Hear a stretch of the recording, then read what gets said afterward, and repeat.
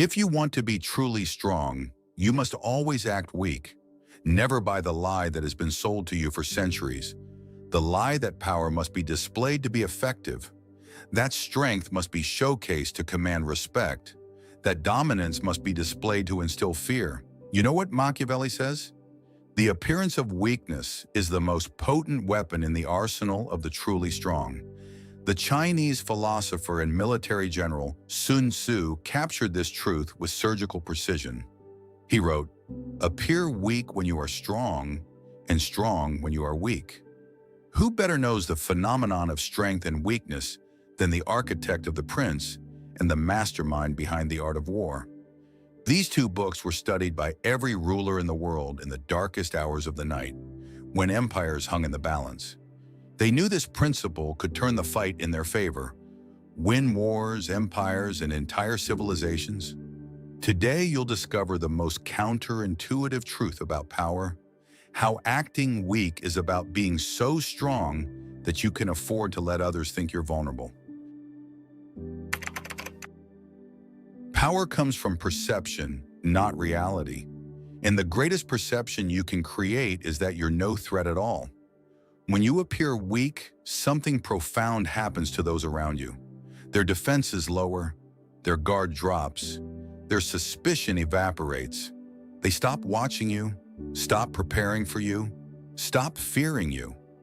And that's exactly when you've gained the ultimate advantage. By appearing weak, you become less of a threat to other people. They don't feel pressured or obliged to follow you. When people volunteer to be under your influence, they are more enthusiastic and energized than if they were forced or pressurized. Think about it. Every dictator who flaunted their power eventually faced rebellion. Every CEO who paraded their authority eventually faced a coup. Every leader who broadcast their strength eventually attracted enemies determined to test it. But the leaders who appeared humble, vulnerable, almost helpless, they survived regime changes, economic collapses, and political purges. Not because they were weak, but because no one saw them as worth eliminating. Machiavelli understood that Christianity made Italians weak and effeminate, delivering politics into the hands of cruel and wicked men without a fight. But he also saw the survival advantage in this apparent weakness. It removed you from the target list. The strong attract lightning. The weak are left alone to work in the shadows. There's a psychological mechanism built into human nature that Machiavelli discovered and weaponized. People protect what they perceive as helpless. When you look weak, people don't only underestimate you, they often actively protect you. They give you information they wouldn't share with equals. They offer opportunities they wouldn't extend to competitors. They provide resources they would hoard from rivals. This is evolutionary psychology. Humans are wired to preserve what appears defenseless because it poses no immediate threat to their own survival. You gain time, resources, and safety without lifting a finger, without asking, without demanding, simply by appearing as though you need protection rather than offering it. Consider the most successful intelligence operatives in history. They weren't the ones who looked dangerous. They were the ones who looked harmless. Joan Didion, the American writer and journalist, understood this.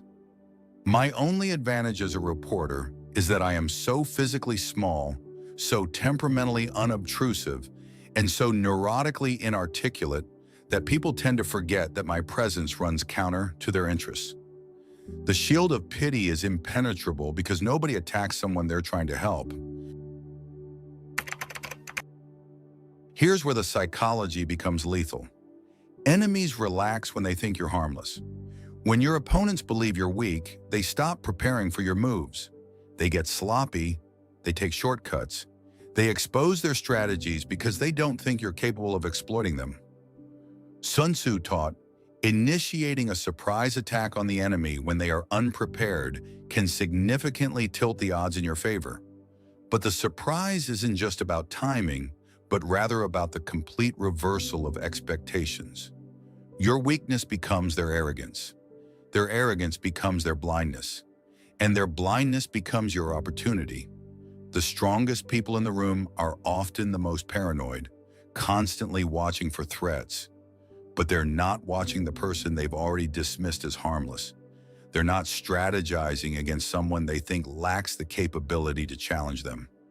This gives you the perfect chance to strike when least expected, not with violence, but with precision, with preparation, with the kind of calculated move that only someone who's been underestimated can execute. The overconfident reveal everything because they think you're too weak to use it against them. People reveal secrets around those they don't fear. And the greatest strategic advantage you can possess is information that your enemies don't know you have. When you appear weak, others become careless with their power around you. They speak freely. They plot openly. They expose their vulnerabilities because they don't see you as a threat capable of exploiting them. The art of war was studied by intelligence agencies who understood that I will force the enemy to take our strength for weakness and our weakness for strength, and thus will turn his strength into weakness.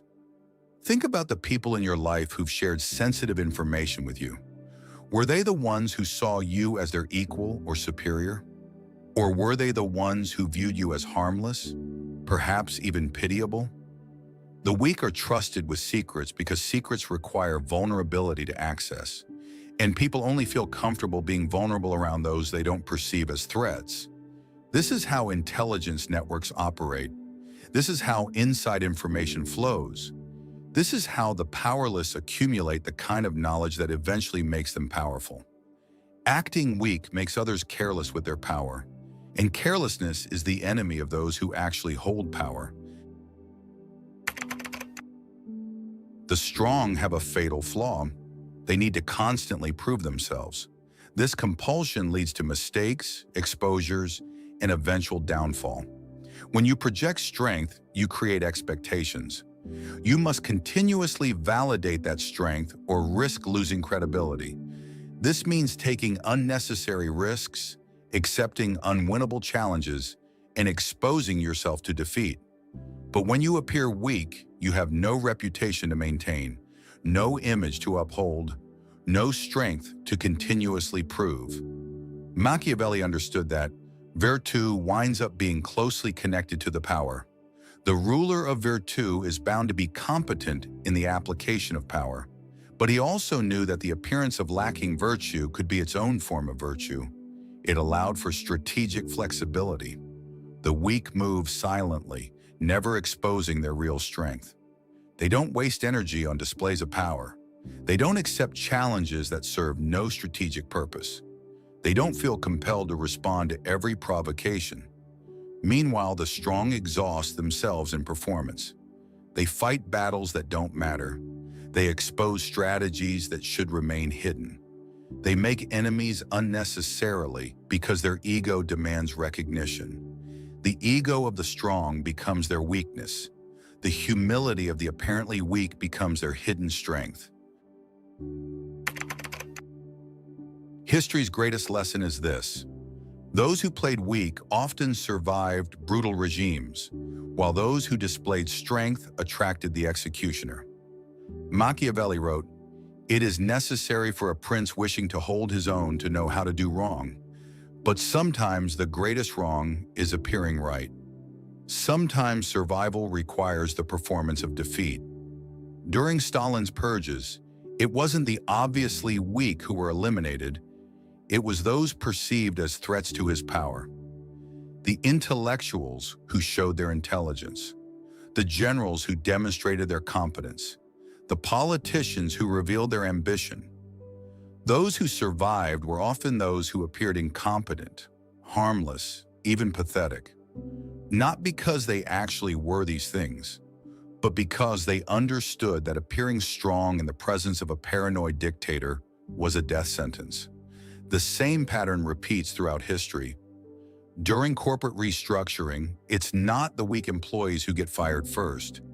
It's those perceived as competitive threats to management. During political upheavals, it's not the powerless who face persecution. It's those seen as alternative power centers. Acting strong attracts the executioner.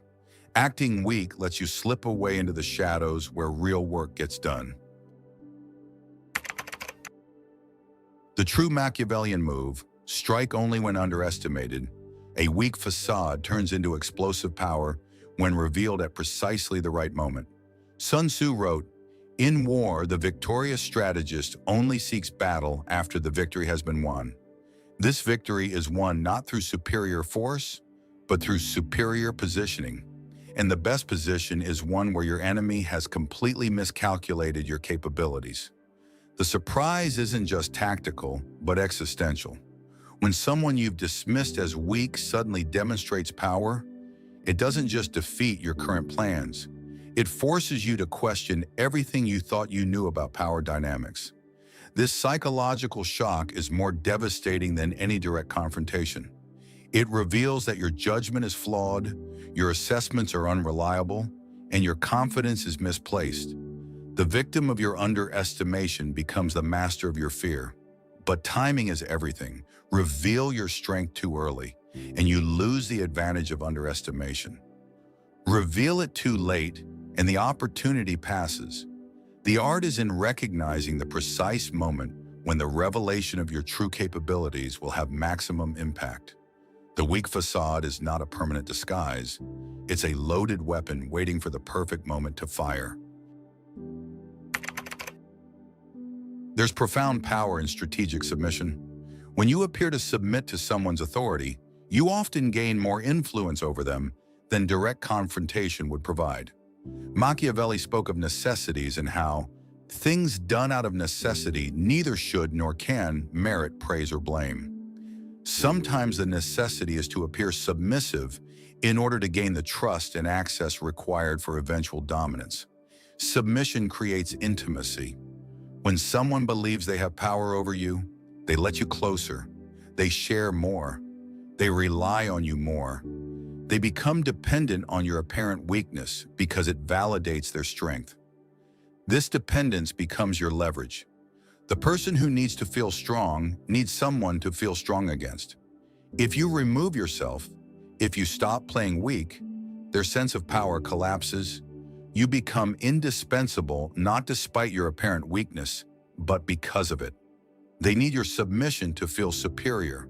They need your deference to feel important. They need your humility to feel powerful. And once someone needs you for their psychological well-being, you hold more power over them than any direct dominance could provide. Machiavelli taught rulers, never show all your cards. But he understood something deeper. Sometimes weakness is the most strategic disguise for absolute control. The appearance of weakness serves multiple strategic functions. It removes you from competitive calculations. Rivals don't waste resources preparing for threats they don't perceive. This allows you to operate without interference while others battle each other. It provides emotional comfort to superiors. Leaders feel more secure when surrounded by apparently weak subordinates. This security makes them more willing to delegate authority and share sensitive information. It creates opportunities for intelligence gathering. People speak more freely around those they don't consider threats. This loose tongue provides strategic advantages that direct confrontation never could. It enables strategic patience. When you're not expected to act strong, you can afford to wait for optimal timing. You're not pressured to respond immediately to provocations or opportunities. The law of appearances isn't about deception, but about strategic revelation. Controlling what others see, when they see it, and how they interpret it becomes the ultimate form of power. True strength lies not in appearing invulnerable, but in choosing your vulnerabilities strategically. When you control how others perceive your weaknesses, you control how they respond to your strengths. Strategic positioning involves placing yourself where you have a competitive edge. By focusing on your unique strengths and aligning them with opportunities, you can dominate specific niches and avoid direct competition with stronger rivals. This means appearing weak in areas where strength would attract unwanted attention, while concealing strength in areas where it provides maximum advantage. It means performing vulnerability in public while exercising power in private. The art is in making your weaknesses so apparent that they overshadow your hidden strengths. People focus on what you show them. If you consistently display helplessness in visible areas, they stop looking for competence in hidden ones. This strategic vulnerability creates a form of camouflage. Your real capabilities become invisible because they're overshadowed by your performed incapabilities. Your actual power becomes undetectable because it's masked by your apparent powerlessness. When you appear weak, people tell you things they would never tell someone they perceived as strong. This information asymmetry becomes your greatest weapon. Sun Tzu emphasized that knowledge is power. Success begins with understanding both oneself and the enemy, but knowledge flows toward apparent weakness, not apparent strength. The strong hoard information because they see knowledge as a source of competitive advantage. The weak receive information because others don't see them as competitors worth protecting against. This creates a paradox. The weaker you appear, the more intelligence you gather. The more intelligence you gather, the stronger your actual position becomes. The stronger your actual position, the more advantage you gain from continuing to appear weak. Information flows downhill from strength to apparent weakness, but power flows uphill from intelligence to strategic action. By positioning yourself as the apparent bottom of the information hierarchy, you become the actual top of the intelligence pyramid. The person everyone tells their secrets to eventually knows everyone's secrets, and the person who knows everyone's secrets eventually controls everyone's fate. The ultimate Machiavellian principle. The moment you reveal your true strength determines whether your strategic weakness becomes legendary victory or catastrophic failure. Sun Tzu taught 5 fundamentals for victory, including, he will win who has prepared himself, waits to take the enemy unprepared. The preparation includes not just building strength, but concealing it until the perfect moment of revelation. Too early and you lose the cumulative advantages of underestimation. Your enemies adapt, prepare, and counter your capabilities. Your allies recalculate their positions based on your revealed power. Your strategic landscape shifts before you're ready to exploit it. Too late, and opportunities pass while you maintain the charade. Real threats emerge while you're pretending to be harmless. Actual challenges arise that require genuine strength while you're still performing weakness. The art is in recognizing the inflection point, the moment when the advantages of being underestimated are outweighed by the advantages of being correctly estimated. This moment is different for every situation, every opponent, every strategic context. But when you get the timing right, the revelation of hidden strength doesn't just solve immediate problems. It reframes every interaction that came before it. People realize they've been underestimating you for months or years. This realization creates a psychological earthquake that reshapes power dynamics permanently. Here's the most dangerous trap: believing your own performance. Acting weak as strategy requires being strong in reality. Confusing the performance with your actual capabilities destroys both your strategic advantage and your genuine power. Robert Greene warns that some people cleverly disguise their true intentions and display their weaknesses as a kind of moral virtue. But real weakness or powerlessness will never be openly on display. Strategic weakness is a tool wielded by the strong. Actual weakness is a condition suffered by the powerless. The difference is crucial. One is chosen, controlled, and reversible.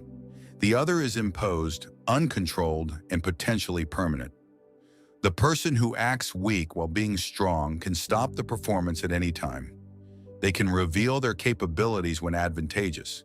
They can drop the facade when necessary. Their weakness is a mask they wear, not a reality they live. But the person who is actually weak has no choice in the matter. Their limitations are real, their vulnerabilities genuine.